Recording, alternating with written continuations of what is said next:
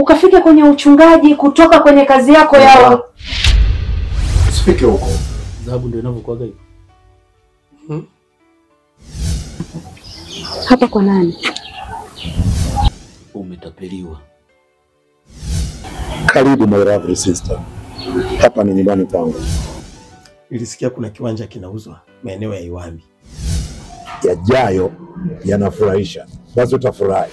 Nawe pia utafurahi boss. Naenda kuifanya kazi yako kwa uweledi. Kwanza nitazama.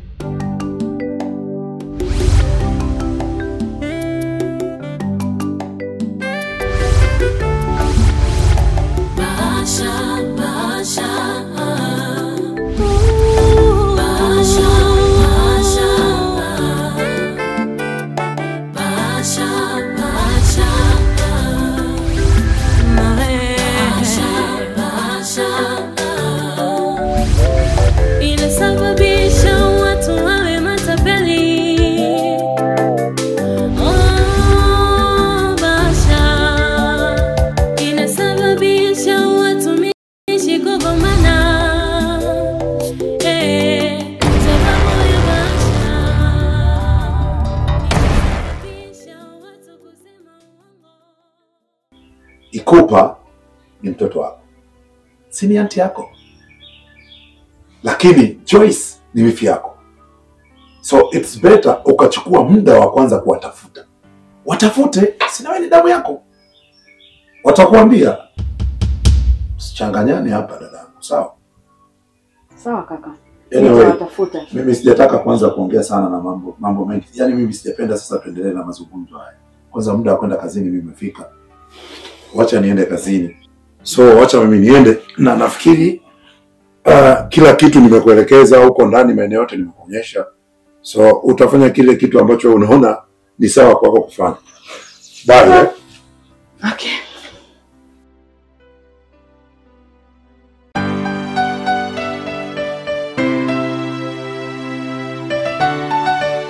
Nahitaji kitoa engine na gearbox. Ndio boss. Sababu vitu tumeshauza. Ndio. Anaenda kutumia na kufunga kwenye bodi yake kama hii. Ndio. Kwa hiyo mvitoe kwa umakini. Ndio. Nakuelewa boss. Beka ni kazi ni kubwa. Ndio. Kwa hiyo tusimpate Amani. Amani sasa hivi hatuwezi kumpata. Amani ana stress za mapenzi sana. Anamiliki demu mkali alafu ana pesa. Sasa hivi kuna mchungaji mmoja ana pesa sana, alafu mchungaji maarufu sana. Mchungaji Bisho alafu pia ana pesa sana. Mchungaji tena. Bwana, usikiliza. Acha hizo biashara. Fanye kazi bwana. Tawaletea kijana mwingine, fanyeni kazi. Sawa bwana. Usipoke kwa muda. Sawa. Wewe unasikia? Nimeshamwambia zaidi ya mara mbili. Amani acha hizo mambo. Hataki. Wewe huna hela, tafuta hela kwanza. Masuala ya mapenzi baadaye, lakini hataki kusikia. Kwanza wa mchungaji, ukimwona utakataa. Yaani hata akipita sasa hivi hapa, akisalimia tu hakosi kuacha hela. Sasa atamweza? Hawezi kumweza. Fanya kazi, fanye kazi zetu hizi hataki. Fanye kazi zetu hizi hataki. Sasa tumwache.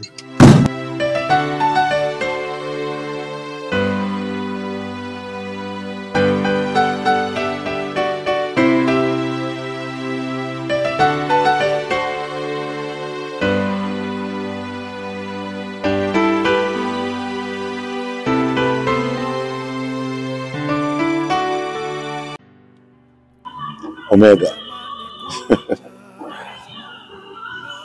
Unajua kuna maswali nimejiuliza lakini sijapata majibu. Ni kwa sababu upo hapa. Utanipatia majibu. Unajua siku ile nimekuona pale, sasa si yule ni kaka yako, mpenzi wako. Au ndio imekweje? Lakini sije nikawa najiachia hapa kumbe. Yeye ni mpenzi wangu pia, ni mwanangu mtarajiwa kwa sababu na malengo naye.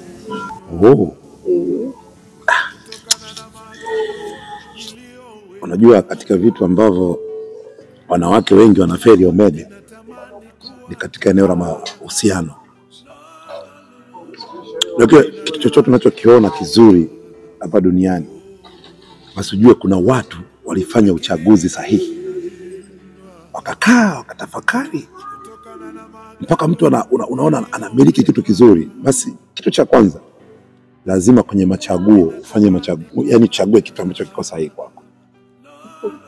Hii mimi sioni kweli, and the way ulivyo mrembo, afu sio tu mrembo, unavutia Omega. Sasa wewe hapana, yule mwanaume sio type yako bwana. Tuwa kweli tu. Sasa unamaanisha nini? Omega, Niambie. wewe ni mwanamke mzuri, yaani ni mzuri aise, nimekupenda. Sahau yale maisha ya omba, yale maisha yani ya kuungaunga. Unajua haina maana mtu kama una mpenzi alafu mtoto mzuri kama wewe, siku zingine unashinda na njaa, unashindwa hata kumiliki simu nzuri, unashindwa hata kubadilisha nywele, kwamba usuke nywele ubadilishe style unazotaka. Mwanamke mrembo kama wewe inatakiwa uwe na kila kitu. Yaani naposema kila kitu, uwe na kila kitu. Sasa hebu acha kupoteza muda Omega. Acha kupoteza muda. Utaferi, yani unajikuta umechelewa kwenye maisha. Sasa Omega, mimi nikuhakikishie tu kwamba mimi ndio mwanaume wa type yako. Mimi ndo nastahili kuwa na wewe. Acha kabisa, yani acha kabisa kujidhalilisha. Usijidhalilishe mpenzi wangu. Lakini pia nitaomba leo tulale wote hapa mpaka kesho asubuhi. Tulale tena? Hapana, ungenipa muda basi hata nijipange. Wala usijali, mambo mengine hayahitaji kujipanga. Utafurahi. Nipe muda nijifikirie, hapo nitakwambia. Omega, una haja kujifikiria. Unasikia? Nataka niutumie usiku huu kukuelewesha ni kwa nini nimekupenda. Utanielewa tu. Utanielewa tu, usijali.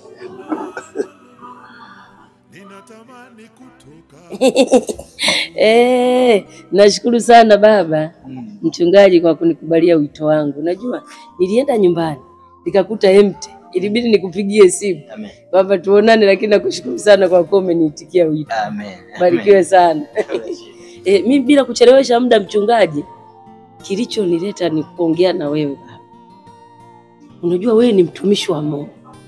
Kuna mahali fulani, kanisa fulani lina watu wengi zaidi ya 200. Ni kanisa kubwa. Shida ya mali pale kwamba mchungaji wao amefariki dunia na wana uhitaji sana wa mchungaji. Sasa nikakuzumu katika ulimwengu wa roho, nikaona kabisa mchungaji Keni unafaa kabisa kukaa eneo hili. Umeona hapo? Sasa nikawaambia mchungaji Keni akiwepo hapa, kuna mahali wamemfukuza. Wanaosema cha nini, wengine wanasema mnakipata lini. Sasa kwa sababu wamefukuza, hapa ni mahali pake sahihi. Na niliwaambia kabisa ukiija pale, ukianza kutumika pale, utanyanyua moto wa nguvu za Mungu. Yaani watasahau kabisa kama walikuwa na mchungaji wao mwingine aliyefariki pale. Moto wa Roho Mtakatifu utashuka pale. Kwa hiyo nikaona nije baba, kwa sababu mimi najua wewe ni mtumishi wa Mungu na unafanya kazi katika roho na kweli. Na wewe ni mtu umeokoka kweli. Sasa nikaona kabisa baba hapo unafaa kabisa. Na mimi napambana usinione hivi. Naumia sana, kwa nini wakufukuze? Sasa nikaona nije nikushauri baba. Kwa nini usiende ukaongea na wale watu? Mkaelewana ili uanze kutumika mahali pale. Ndio kilichonileta.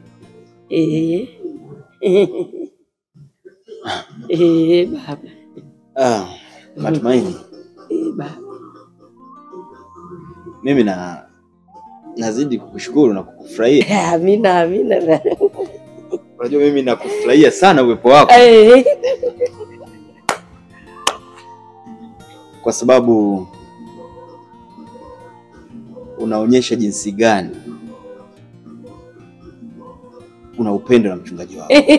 Mno, yani katika wachungaji wote wewe the best. Ni kukumbusha kitu kimoja. Biblia inatuambia kwamba Yesu wakati anaondoka kurudi mbinguni, kabla hajapaa aliwaacha wanafunzi wake kwenye gorofa. Akawaambia msitoke hapa mpaka nitakapowatumia Roho Mtakatifu ambaye atawaongoza ninyi. Kwa hivyo na mimi nina kila sababu ya kusubiri kusudi la Mungu au kusubiri Roho Mtakatifu aje aniongoze na anisaidie katika hili. Kwa sababu yeye anajua na yote yanatokea kuna kusudi fulani la Mungu. Sasa sitamani kwamba nitumie akili zangu sana au nitumie akili za watu wengi wanaonionea huruma. Unajua nafahamu watu wanaumia kiasi gani. Mimi mwenyewe naumia. Huyo mchungaji pia aliyefariki mahali pale, Mungu alijua kabla kuumbwa kwa misingi ya ulimwengu. Mungu alijua kwamba kuna mchungaji sehemu fulani atakufa. Ni kwamba Mungu alijua lile kanisa baada ya huyo kufariki litasimama vipi, na ninakuhakikishia, niamini mimi, hilo kanisa litasimama.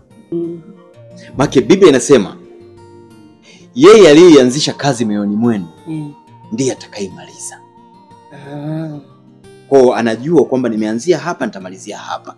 Leo hii naweza nikatoka hapa kwa tamaa nikaenda kwenye hilo kanisa, lakini kama sikupangiwa kuwa pale yataibuka matatizo makubwa. Utakuwa yani mpata matatizo makubwa zaidi ya yale aliyotoka. Alafu yatakuwa mapya.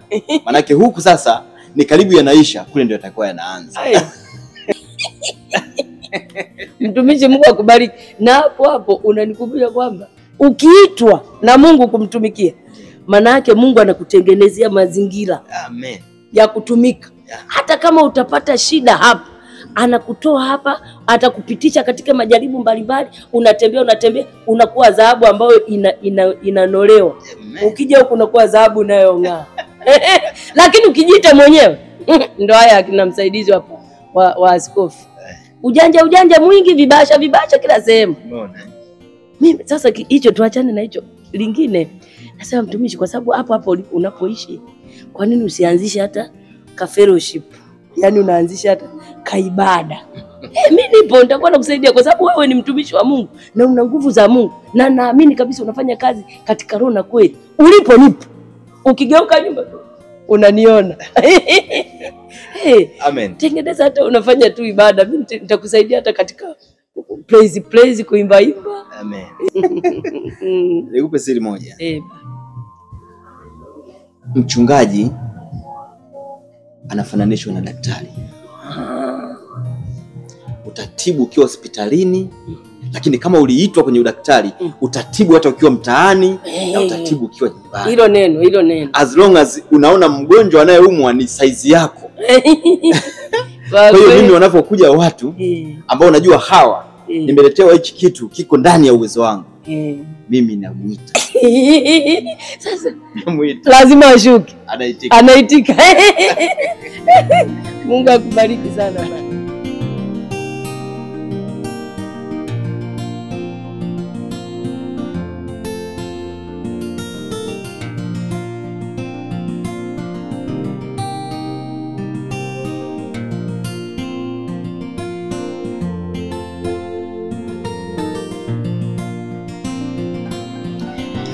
Ni kama hivyo nilivyokuambia wifi yangu. Yaani kipindi kile umeondoka, haikupita muda mrefu, Mwasambamba alinifukuza mimi na mtoto wangu akiwa mdogo. Alinifukuza bila sababu yoyote. Manyanyaso. Yaani ndio yalikuwa maisha yangu. Nimeishi maisha magumu sana. Nikaamua kuondoka na mtoto wangu bila hata kunikumbuka kwamba naishije na mtoto wangu. Hakuwahi kufikiria matunzo wala nini. Nimepambana na mtoto wangu mpaka umemwona yuko vile. Yaani namshukuru Mungu tu, yaani amenisaidia, yaani mpaka nimeweza kumlea mwanangu mpaka amefikia hatua ile. Kiukweli haikuwa rahisi. Lakini kitendo alichonifanyia Mwasambamba, ameweka kovu ndani ya moyo wangu. Amenipa kidonda ndani ya moyo wangu ambacho sijui hata ni lini kitapona. Kiukweli kila nikikaa nikifikiria Haki ya Mungu siwezi kumsamehe. Siwezi kumsamehe kwa kitendo alichonifanyia. Pole Ifemu. Mwasambamba wa kutembea na binti yake, mtoto wangu mimi, ambaye yeye pia ni mtoto wake. Na sio hivyo tu, mpaka kampa ujauzito. Inaniuma sana wifi yangu, inaniuma sana. Mwasambamba huyu wifi, Mwasambamba huyu kaka yangu. Ndio wifi.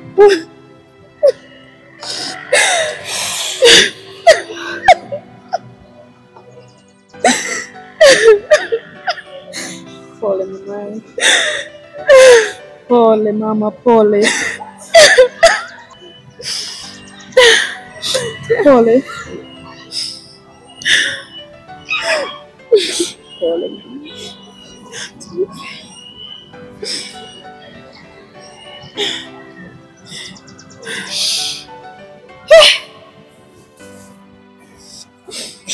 Kaka yangu amekuwa mnyama kiasi hiki. Ameamua kweli kutembea na mtoto wake.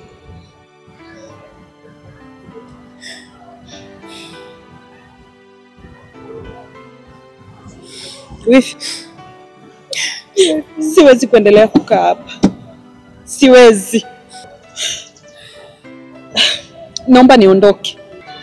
Nitakurudia mama. Naomba uwe na amani.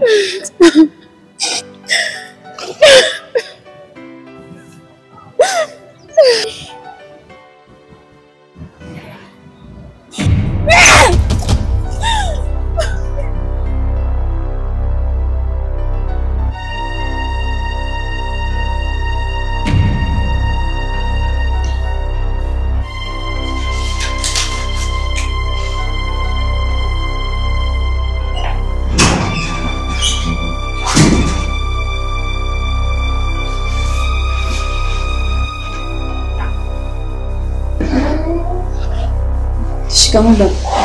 Mama, mbona umenitisha? Shikamoo mama. Marahaba, jambo. Jambo. Wewe, likizo si bado? Sasa nini?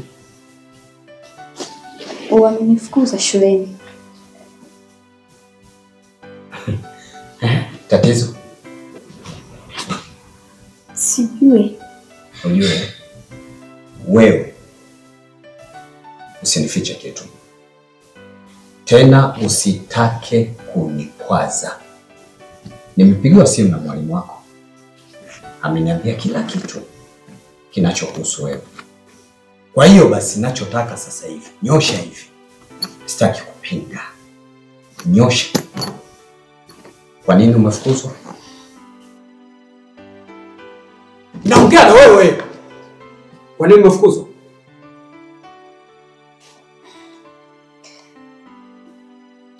Nyosha. Baba nina mimba. Priska. Unasemaje? Priska.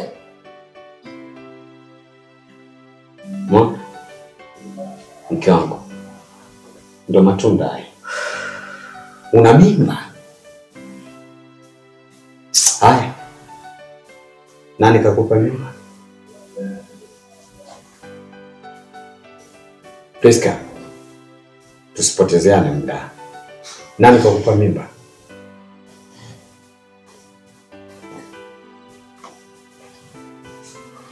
Priska, mimba ni ya nani? Ya mchungaji msaidizi. Mchungaji msaidizi?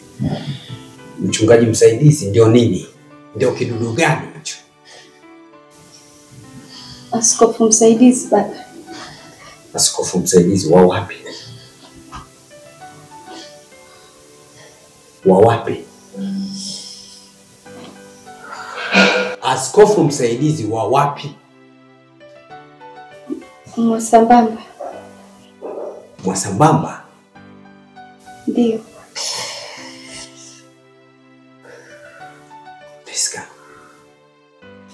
Priska, Mwasambamba amekutana wapi? Wewe na Mwasambamba alikufuata shuleni? Naongea na wewe. Mwasambamba alikufuata shuleni? Mmekutana wapi?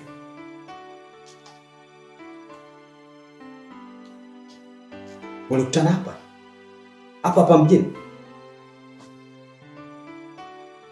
Priska,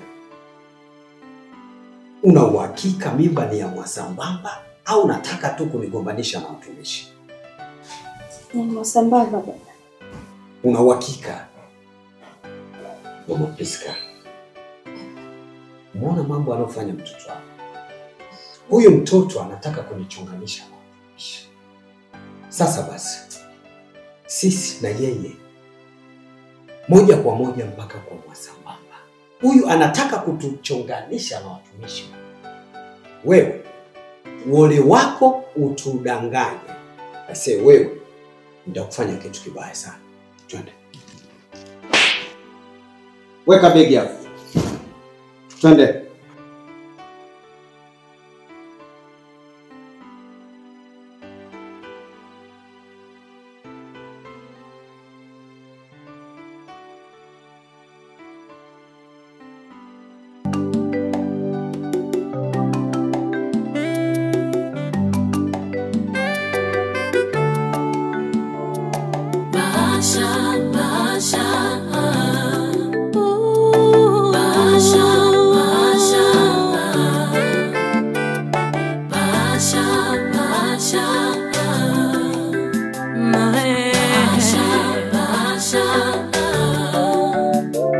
Inasababisha